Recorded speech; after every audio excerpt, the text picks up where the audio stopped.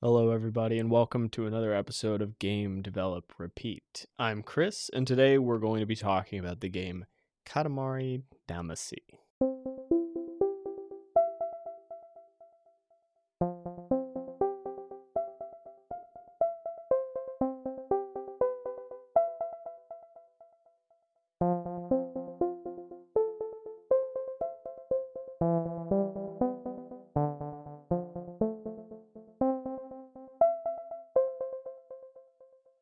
It's hard to say what the best part of Katamari Damacy is. It's hard to say what the part of this game is that just digs deep into my brain and says, "You love this game." I think I think the best part about it for me is just the immaculate insanity of the game. From top to bottom, everything in the game is just so wild. Um the first thing that stands out to me when I talk about the game is the music, partially because I still listen to the soundtrack every once in a while. The other day I was listening to the soundtrack while programming, and that was a confusing experience, but it was really great. I think that soundtrack would be very difficult to focus while listening to if I wasn't already so used to all of the songs in the soundtrack. But it's like a nice uplifting, upbeat soundtrack. But the game itself, let me actually talk about the gameplay a little bit for anybody who hasn't played it. Katamari Damacy, okay, how do I summarize this? Katamari Damacy is a game where you play as the prince of the cosmos, and your father is the king of the cosmos. You are a little tiny, itsy bitsy little dude, and your father is enormous, just absolutely enormous. And saying that, you're gonna be like, "Oh, okay, I get the picture." No, you gotta see the game to get the picture. The sense of scale is pretty wild. You start out rolling up. Oh, okay. You're God, this is a hard game to explain without it just going completely off the rails. Uh, the universe has been destroyed. I won't give all the details because it's kind of fun to experience it. And then you need to reconstruct it one star at a time. Earth is still fine, apparently. And so your job is to roll a sticky ball around Earth, gathering up little objects that ball will get big, and then it'll be thrown into the sky and turned into a star in the sky. Uh it's really cool. So you start, the sense of scale in this game is so cool. You start on the first level really small. Uh like rolling up a pencil is too big at the beginning. The controls are kind of weird. It's just kind of a weird experience to begin with. You have this little green guy rolling around a giant ball that sticks to things and picks them up. Um, you're picking up things that are on the scale of like wait, what is like the smallest thing that you even pick up? We're talking just tiny stuff. Pencils are too big at the beginning. I think there's like shoji pieces. We're talking like little pieces of candy on the floor kind of scale of stuff, and like very very cluttered rooms.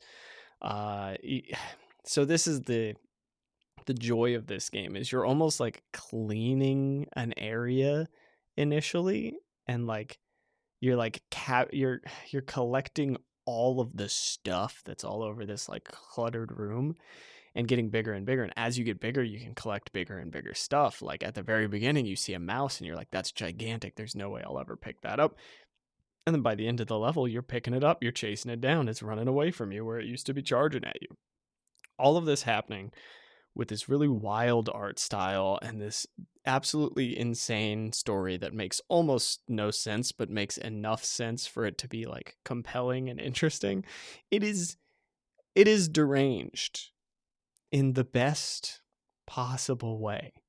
Maybe I don't think this is even a personality thing. I think this game will have value to most people that play it once you get past the initial phase. For me, the moment I picked it up, I went, "Oh my god, I love this. This is amazing. This is so like interesting, and the gameplay is cool, and like the controls are, I wouldn't call them intuitive starting out, but only because they're so different from a lot of the stuff you're used to. Once you get through like the first level, you're like, oh, okay, I get it. And it's just this natural progression from then on. As far as gameplay, like I said, for me, the real sense of joy is the sense of scale and like getting bigger and bigger and bigger. I'm not going to spoil how big you get and how much stuff you roll up for anybody who hasn't played it, but just know that there is a satisfying progression in terms of sense of scale, and it's like it's satisfying. I won't spoil too much about it. Um, I love it, and the music. I could go off about the music. I'm not going to, because that's kind of a boring thing to talk about. It's hard to convey how good a soundtrack is by just talking about how good it is, right? So just check it out. Check out the soundtrack sometime. It's wild. Um, there were some sequels to this game too. I think I've played all or most of them like when I was younger. I like replayed a couple of these games a while back too. They're not super long games either. Like you can play the original Katamari Damacy. You can finish in like a day if you're really like getting sweaty about it. It's not even that long. Like if you know how to play it, you can get through really quick. Um, yeah, great games, compelling aesthetic. That if there's any one thing that makes me recommend that game to people, it is the aesthetic of the game. It is impressive, and it's very unique and individual. I don't, man, I have not done a lot of digging into the creation of this game and whose vision it was, and so on. But I can tell from playing it that whoever initially came up with this project had a specific notion in their brain about what would be fun for them to make. It does not come over like they were making a game that they wanted to be a wild success.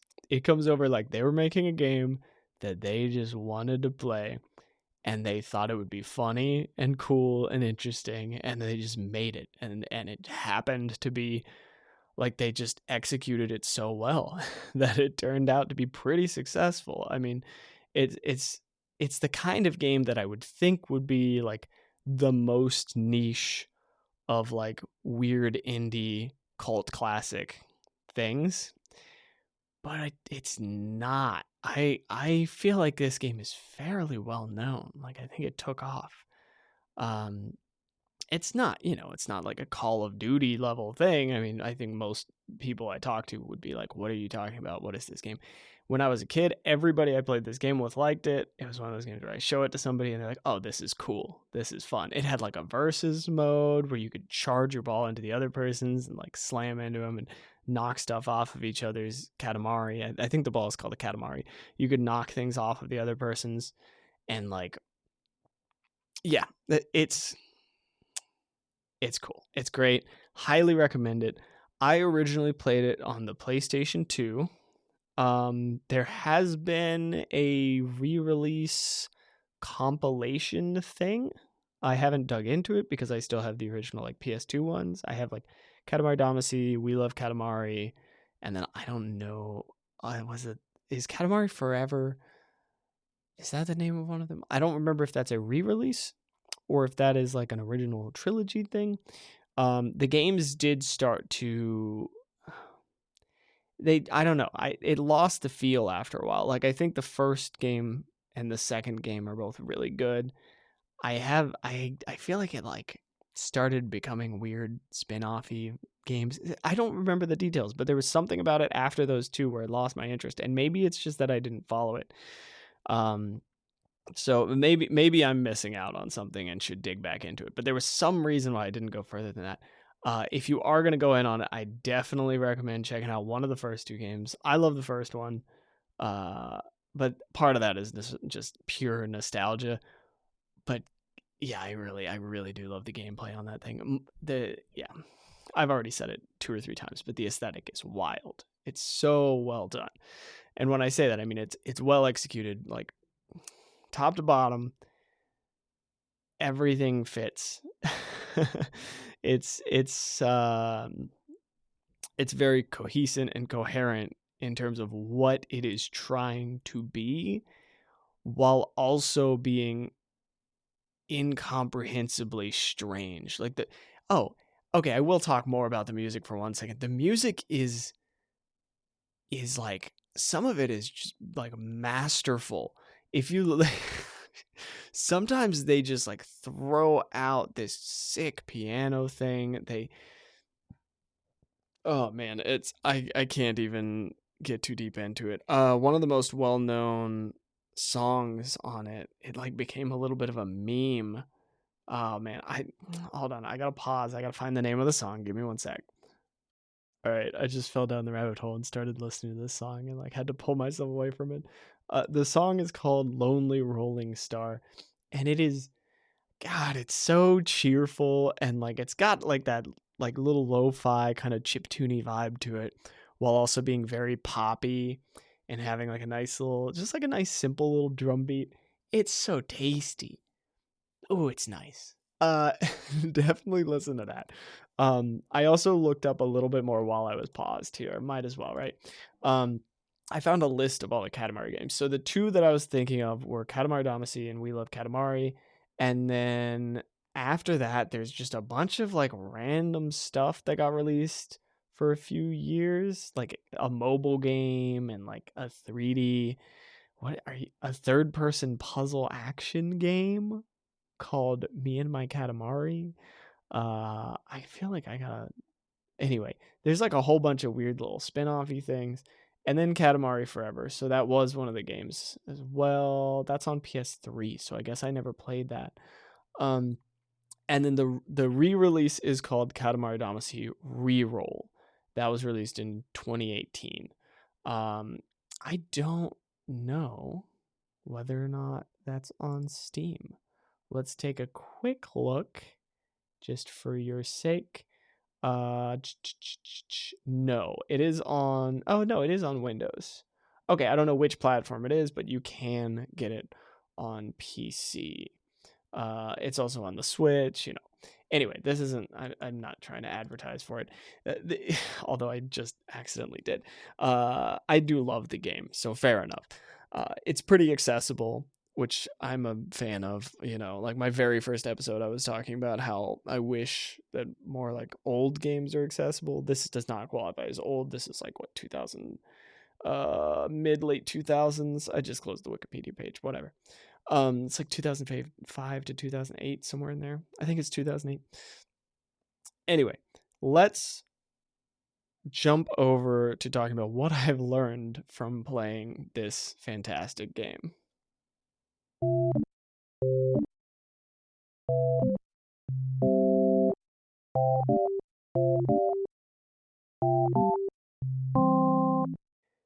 There were a couple of main lessons that I want to take from Katamari Damacy. One is consistency of the message, of the impression that you're trying to make on your player is massive. And there's a subtlety to that. So I'll get into that in a second. And then the second one that I want to talk about is more philosophical, and that is, it's kind of connected, I guess. It's belief in your vision for your game. I'm taking this from like a very, I don't want to talk about super practical details of this game, because I feel like it almost betrays my feelings about the game. This game to me feels like it's just about having fun with an idea, and I feel like getting into the nitty-gritty and getting analytical and going, oh, the control scheme did this and this is a very valuable, like that's not my takeaway here. My takeaway here is just about joy and weirdness and embracing your ideas. So let's get into this first thing, which is a consistent message. The consistency of this game is astounding, considering how baffling and confusing the game is. And I don't mean like game, like it's easy to play, it's not that confusing, but it's got like this abstract, bizarre vibe to it, like I've already talked about, but it's so consistently weird. It's like if you were to look at, I talked about Yakuza once already. It's a little bit like got the same thing going on, but from a different angle. And I think it's easier to talk about it from this angle. Even then, it's a little tricky. If you were to take this game and dilute its weirdness, if you were to go, oh, well, we just need, I'm just worried some of the players aren't going to fully understand the storyline. And I just think we should have just a little bit of a compelling story. Can we have a story about this person's dog gets rolled up by the Katamari, and then there's like a subplot, and then can we do that? Like, I feel like if you were to install a coherent story into this game, it would ruin it. I think there is a little story in the game, but the story is told in like the tiniest little like it's like a fever dream. It's like little vignettes of characters. It's just like little tiny scenes that are just like, this is a vague impression of how people are seeing the events that are happening. And it's got this beautiful childish perspective where everything is like magical and fun and goofy. And even though the entire universe just like, there are no stars in the sky anymore, there's this angle to this game where it's like, nobody really cares. We're just kind of goofing around. It's fine. I appreciate that, and I appreciate the consistency. And like I said, if you tried to insert this dramatic story into it, if you tried to insert something more coherent, if you tried to go, oh, people aren't going to get it, we have to do this to make sure it's super accessible, then it would become less accessible because it would be less, in my opinion. I don't know. I'm just some dude making stuff up for you. But in my opinion, it would become less accessible if you tried to make it more accessible, because it would dilute the message. It would dilute the meaning of the game. You would lose its childlike wonder that people are like subconsciously connecting to. I'm getting deranged with this, but I think that's the only way to talk about this game, is to get slightly deranged. It's, oh man, it's so important to me how just true to that one theme the game feels when I play it. And maybe I'm like projecting my own feelings about play and its importance in life and how we need to like chill out, right? Like maybe I'm just putting that onto this game, but I'm fine with that. I think that this game has a just a compelling and consistent message, which is not actually a message. It's just what the creator wanted to do. The creator went, I want to make this because it seems fun. And then they did, and it was fun. That's my reading of it without doing any research into interviews or whatever, right? That's how I feel playing this game. Okay, that's that's part one. That ties into the second part of my like stuff that I learned from this game, which is the staying true to your vision for the game. It's kind of like my feeling about this game is, how did this get published? My feeling is like, who did he convince and how? Who did the creator? Sorry, I don't actually know the gender of the creator. I shouldn't assume that it's a male creator. Who did the creator of this game convince in order to publish this game? And how? And I think that must have been a difficult process. I'm making a lot of assumptions in this episode. That's fine. It's a story I'm telling myself to help teach myself lessons. Don't assume that I know facts about the inner workings of the industry, because I absolutely do not. Uh, I'm just like constructing this narrative to help me understand how games are made. And my feeling is that this game probably went through a bit of a journey where you either maintain your identity or let go of the core of the game in order to become marketable. And I think it seems to me that a game like this could not exist unless the creator was stubborn about what they wanted to make and went, this is the game I wish to make. This is the game I'm going to make. Whether or not it gets published, whether or not it gets widely successful, whatever, I'm excited about this. I'm going to make it. That, to me, if I were in that situation, that is the only mindset that would get me through it. It wouldn't be, oh, this game is going to be a success. I believe in it, so I'm going to make it work, and then it will be successful. That mindset would ruin me if I was working on a project that's this like odd and interesting. For me, the mindset that would work for me, I believe, and I can't say this for sure, but knowing how I work, I assume that the best mindset would be, I'm making this for the love of it. Screw everything else. I just want to get this made because it's so exciting and I'm so hyped on it, right? That's my feeling. Okay. That was an impassioned rant. Thank you. Thank you for bearing with me through all the hypotheticals, and just impassioned rambling about this game. You can tell that I love this game. I love this series. At least I love I love just the whole idea of it. It's great. I hope to have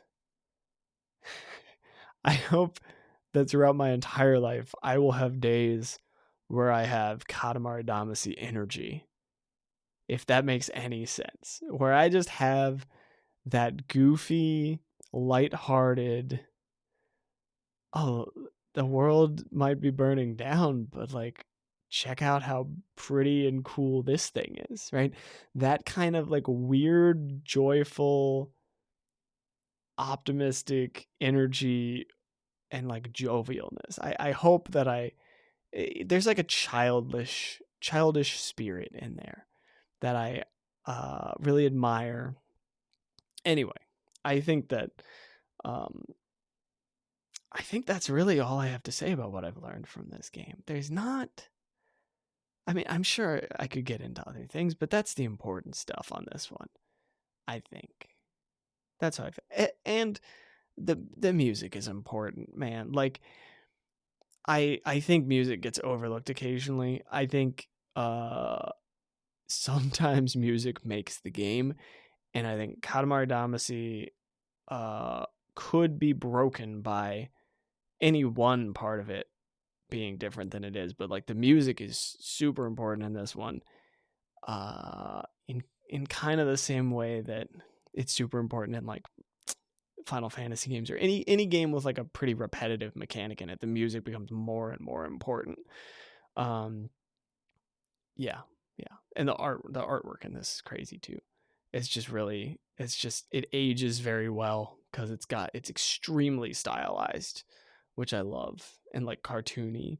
Okay, let's move on to the final segment where we're going to talk about an idea for what was the word that I was using last time? Longevity. Let's move on to that next section where we talk about repeatable behaviors for the longevity of your game development.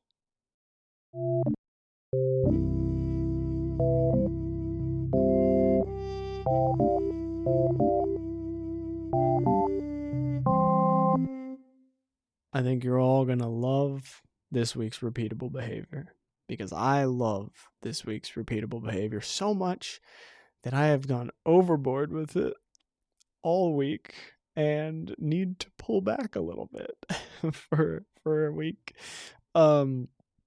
This week's repeatable behavior is play some games, play some video games. You know this. There's a little bit more to it though. Play a variety of video games.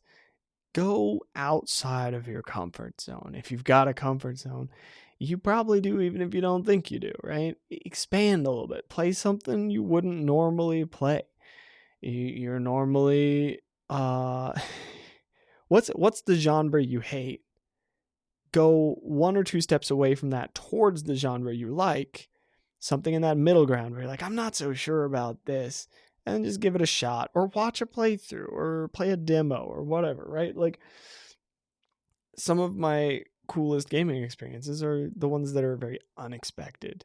I think that's true for most of us. How does playing okay, here's my thought. Playing something outside of your ordinary genre, like let's say you want to make a platformer and you play a ton of platformers, why would you want to play a JRPG? Well, there might be things you can take from a JRPG and bring it into platformers. People love Metroidvanias so much. There are RPG mechanics in Metroidvanias. Maybe you'll be playing a JRPG and you'll be like, I just hate 95% of this game. And then 3% I'm like, yeah, that's cool. And then 2% is like, I never would have thought of this and I love it. And I'm absolutely going to find a spin on this that I can incorporate into my game, right? Maybe don't do this while you're like getting a scope bloat problem. Maybe that's not the angle. But, you know, always good to explore new genres and learn new things about other genres. There's so much crossover. Like, I think it's actually crazy how much crossover there is. And it doesn't have to be that you're doing like a full-on genre mashup thing. It's just like you can take a concept from one game and carry it over to the other.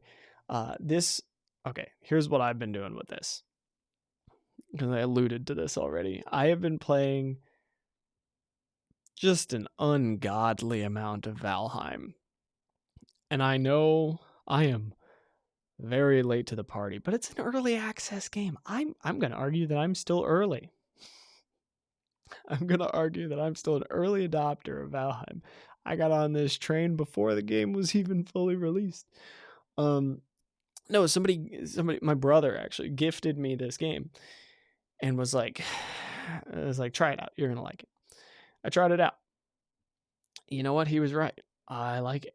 And here's the thing about this. I've been avoiding this game because I normally like crafting games. I enjoy them, but every time I play a survival crafting game, I'm like hyped about it. I'm like, okay, let's go. And I load it up. I get like 2 hours in and I'm like, I'm done, whatever. Or like I have a bad death and I go, I don't want to replay. Like Don't Starve, I had a bad death and I was like, I'm not going to replay all of that. The first part of this loop is kind of lame. I'm not into it. I mean, it's cool. Don't get me wrong. But for me, it's like a little too repetitive. So I was like, all right, I'm done. But then started playing Valheim and I was like, oh no, this game is good. This is a really, really good game. For me, I was like, this is well executed. This is what a game. I don't, no game is for everybody, but I'm glad. I'll do an episode on that later. That's like guaranteed at this point. I haven't even, okay. We'll talk about the details of Valheim later. But the point of me talking about that is I was like done with survival crafting games. Like I was like subconsciously, I was just like, all right, I guess I'm done with this genre.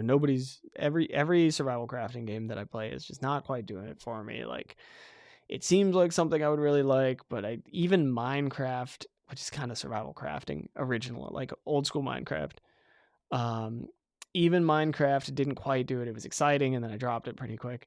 And then just when I had given up, they pulled me back in, and I tried Valheim, and I go, oh, okay, this is it. I've already put more hours into that game than I put into like Don't Starve or The Forest or any. Like, I played Don't Starve a pretty good amount. The Forest I like barely played. Just I think partially because it was too creepy too. I don't know. Maybe. I don't know. I'm not sure. But anyway, that's repeatable behavior for you.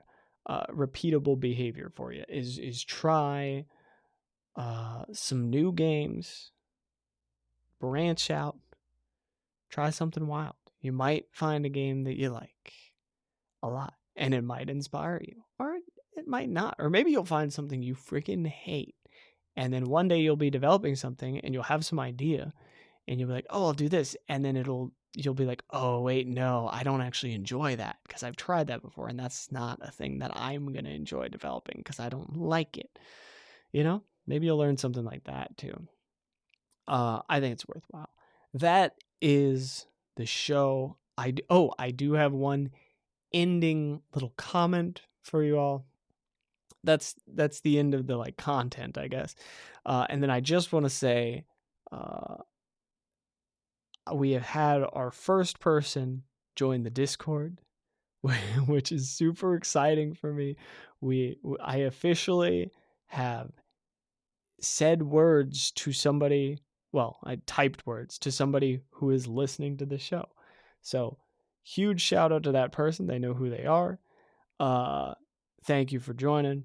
And anybody else who joins in between the time I record this and the time the episode drops, which will probably be in a couple of weeks, if that happens, thank you to you too.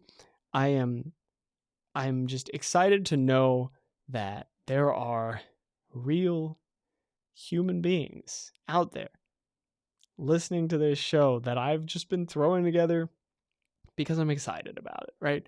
Because there's some stuff that I want to like learn about and process, and I do that verbally, and I'm glad that it's cool to know that it's not 100% just shouting into the void, right? It's interesting, it's cool, it's exciting. So that is all for today, and I hope that you enjoyed this episode. I will see you again next week. Have a good one.